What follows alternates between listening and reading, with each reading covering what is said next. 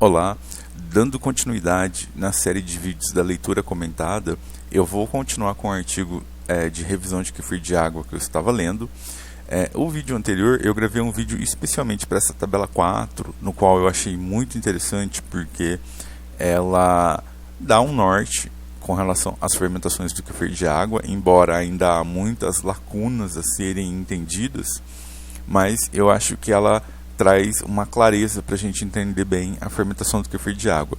E agora eu vou para esse tópico 2.2 que fala no scale up, que é aumentar a escala de produção do kefir de água. Então eu vou lendo aqui, tecendo alguns comentários, vou tentar fazer um vídeo mais curto, porque esse assunto talvez não interesse a todos. Aqui fala que o scale up do kefir de água, da produção, ele tem muitos desafios que limitam aí a produção industrial do kefir de água. A gente sabe que ainda não há uma grande empresa produzindo o kefir de água em escala industrial.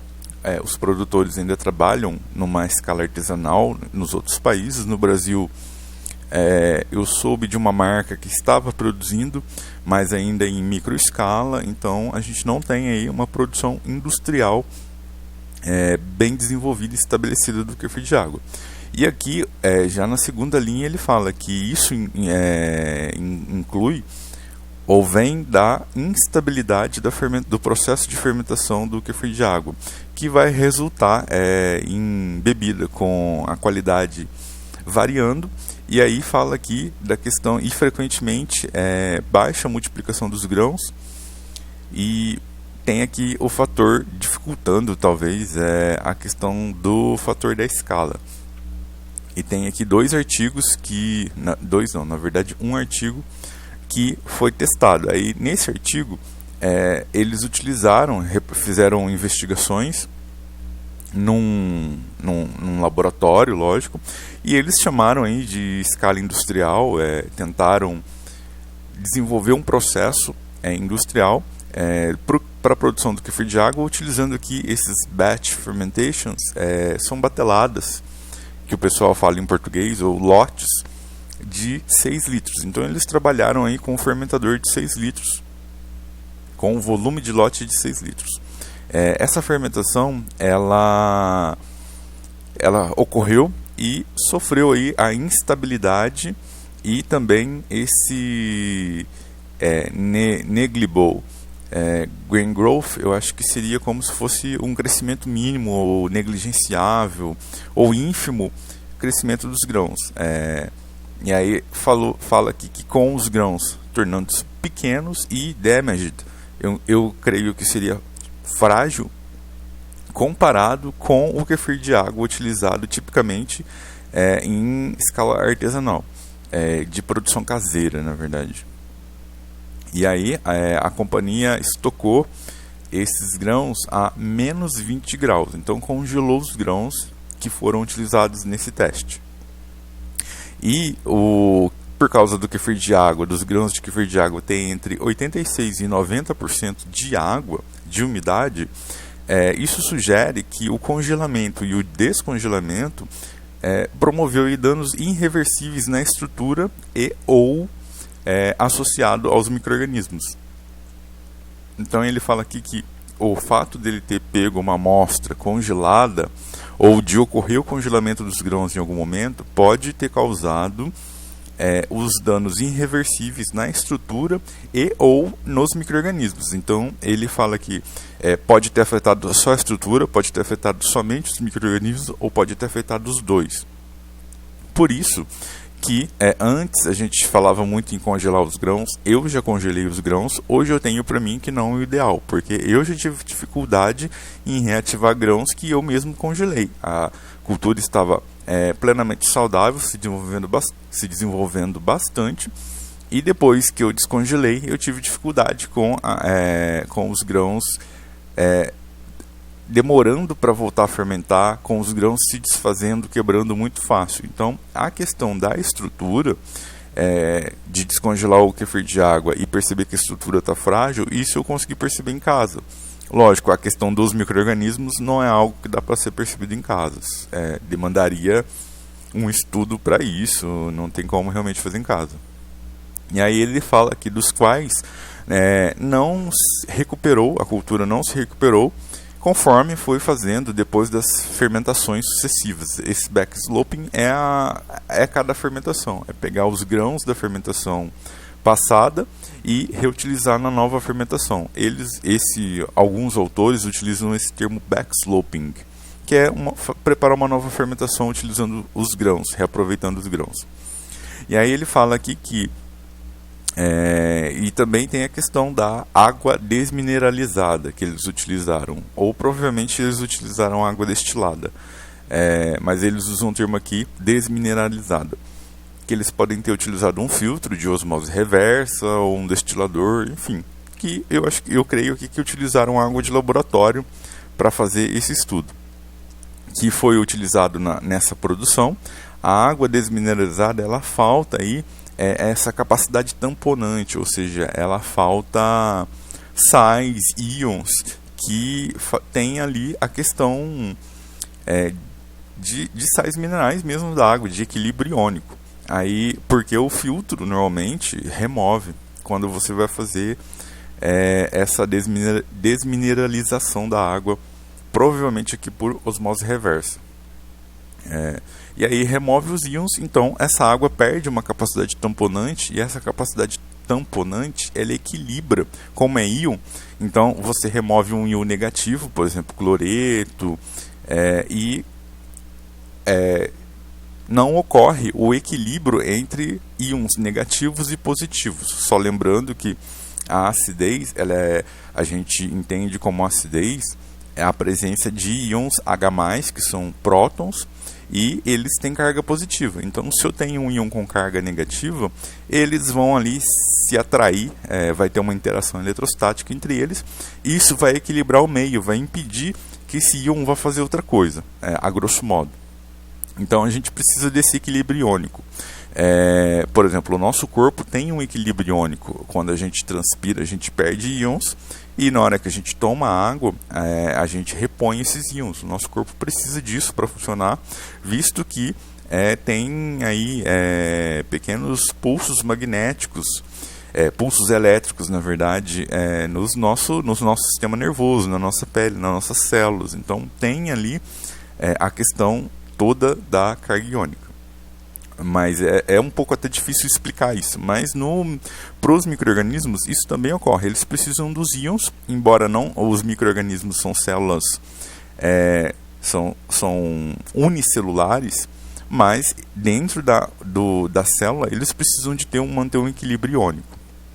E aí fala que então o pH diminui em níveis conforme a produção dos ácidos, e vai em níveis bem abaixo dos esperados. Então, aqui ele fala que o baixo crescimento dos grãos é associado com o uso de água com baixa capacidade tamponante. E aí ele traz aqui entre parênteses ou baixa concentração de cálcio.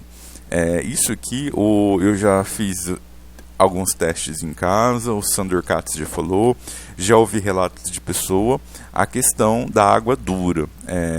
Ainda não temos uma comprovação científica de estudos diversos, mas algumas culturas de kefir, não foi feito estudos com diferentes culturas, mas assim, algumas demonstraram que preferem a água dura ou precisam ali da presença de cálcio ou um pouco a mais de cálcio na água para se desenvolverem, devido a diversos fatores. Já comentei isso em vários vídeos, mas nada muito aprofundado.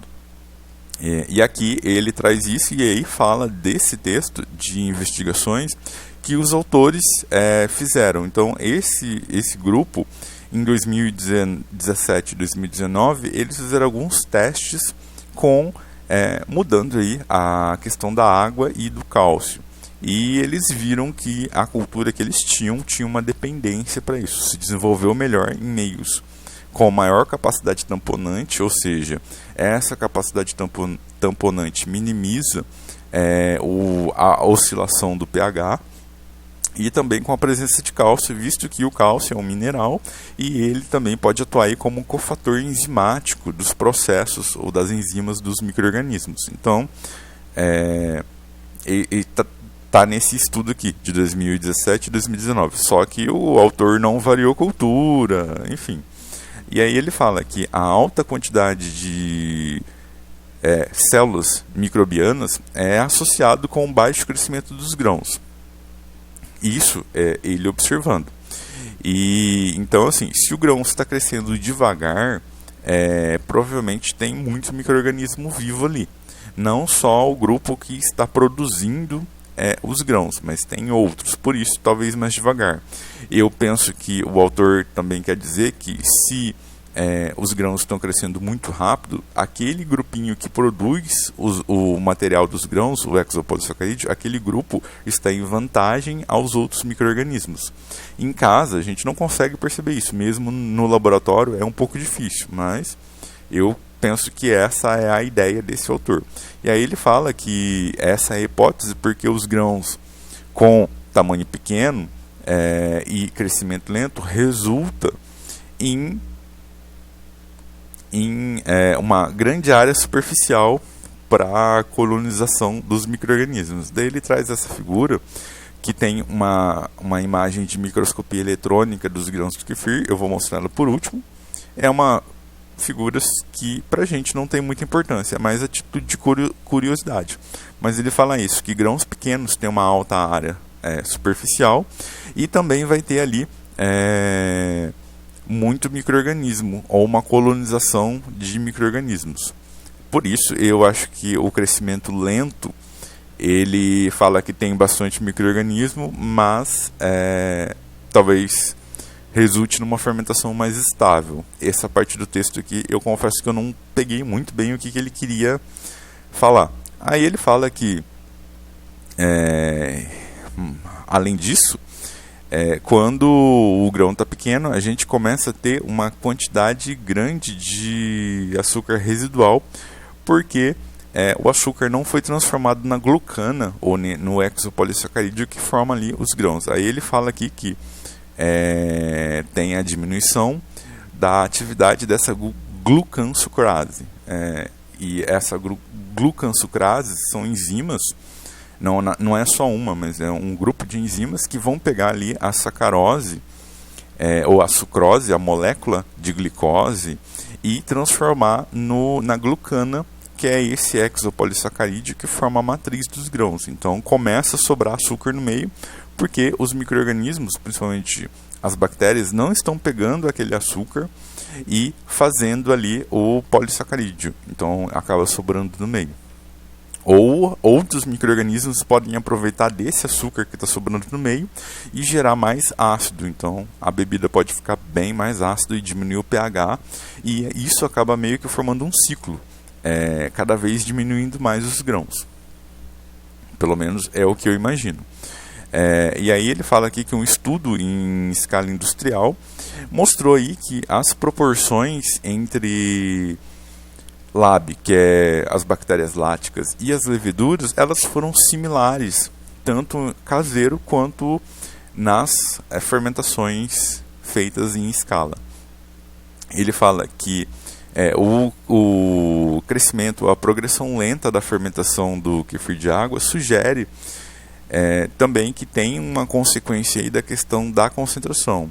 Eles utilizaram uma concentração de 25% de açúcar no meio, sucrose ou sacarose, e o típico caseiro, que essa referência está falando, é de 8 a 10%. Lembrando que isso aqui é padrão Europa. Esses estudos foram feitos, se eu não me engano, na Bélgica, esse em específico. Então lá o caseiro é de 8 a 10%. Aqui no Brasil a gente normalmente utiliza 5%. Mas isso ainda está dentro de uma faixa muito de boa comparado com 25%. E aí ele fala que isso é associado à questão da pressão osmótica que os micro-organismos vão sofrer. Já que tem tanto açúcar ali no meio, eles vão sofrer aí com a pressão osmótica e não vão fermentar bem. Então teria ali uma progressão lenta da fermentação. E aí ele fala aqui que, além do mais, as fermentações produzidas nessa escala industrial, elas foram essencialmente aeróbias, ou seja, colocaram um pano. Ele fala que muslin Eu creio que seja tipo um voal cobrindo ali os fermentadores de 6 litros que utilizaram. E aí isso reflete numa alta prevalência de bactérias acéticas, já que não fizeram as condições anaeróbias. E aí finalmente observou que a bebida foi estocada em baixa temperatura por 8 graus e a companhia verificou ali a questão do estoque, enfim, e resultou em, por exemplo, das fermentações, ele fala aqui que resultou em fermentações com variações e lag times e prolongados períodos de fase lag nas subsequentes fermentações. Então ele fala aqui que a fermentação não é instável, ou seja, a fase lag das fermentações foi sendo prolongada conforme foi passando as fermentações. E ele fala aqui da bebida também que foi estocada a 8 graus. Eu creio que isso não teve grande problema, mas ele não falou se manteve aí os micro-organismos vivos e por quanto tempo. Mas isso foi a parte aí do aumento de escala, que aumentar a escala de produção do kefir de água para a escala industrial é um desafio, tanto que até o momento ninguém fez. Eu vou encerrar esse vídeo. Os próximos tópicos vai falar aqui de cultura starter e já adentrar aqui num outro tópico maior, que seria a diversidade microbiana do kefir de água.